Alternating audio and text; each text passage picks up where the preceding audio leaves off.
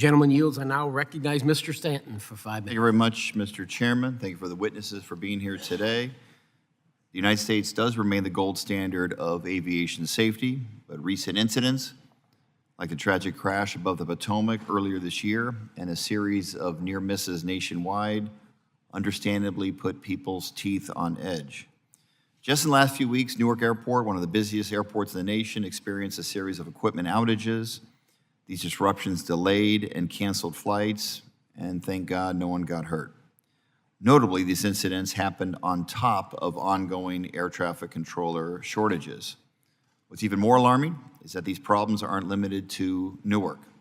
Airports across the country have struggled with these shortages for decades.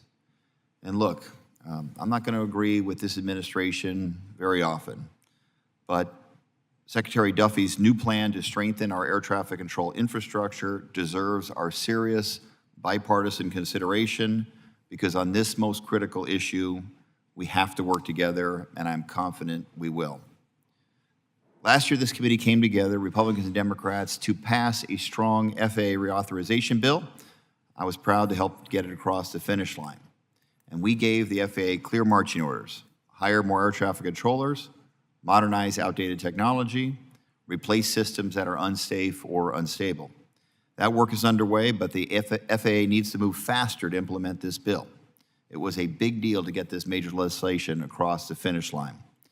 In the meantime, we in Congress, we can do more. Just last week, I was proud to introduce the Air Traffic Control Workforce Development Act with my Republican colleague, Congressman Begich of Alaska. Our bipartisan bill directly tackles the controller shortage by training new recruits and keeping experienced controllers on the job, including providing more support for mental health challenges. We're ready to move. I want to get this bill passed and signed into law as soon as possible. Back home in Arizona, we would benefit from a swift implementation of the FAA. I advocated for a provision in last year's reauthorization to launch a pilot program converting high-activity contract towers into FAA staff towers. That program is now law, and Phoenix Mesa Gateway Airport is a perfect candidate to lead the way. We didn't leave this open-ended. We gave FAA a clear deadline, 18 months, to get the pilot program off the ground. When Administrator Whitaker testified here last September, he said the agency was on track to meet that timeline. Mr. McIntosh, is that still true?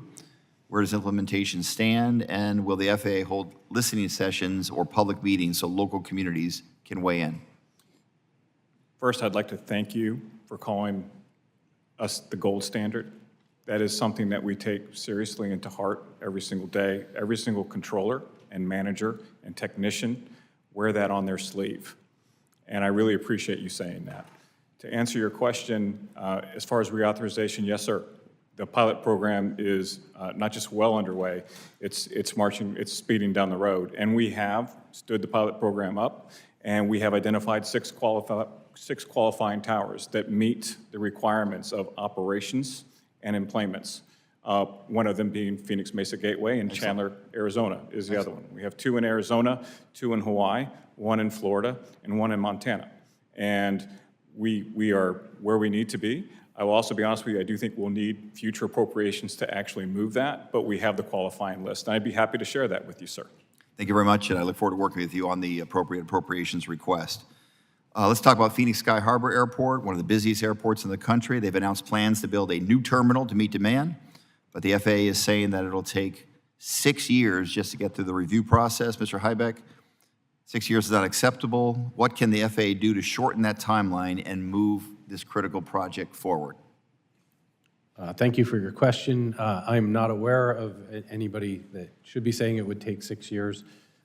NEPA legislation sets the standard for environmental impact statements, so even if it were that, it would be more like 2 years on an environmental impact statement. So I'd like to look a little bit into that for you and circle back with your staff or you. 2 years sounds a lot better than 6 years. Thank you. That's what's in the law, sir. Thank you very much. I yield back.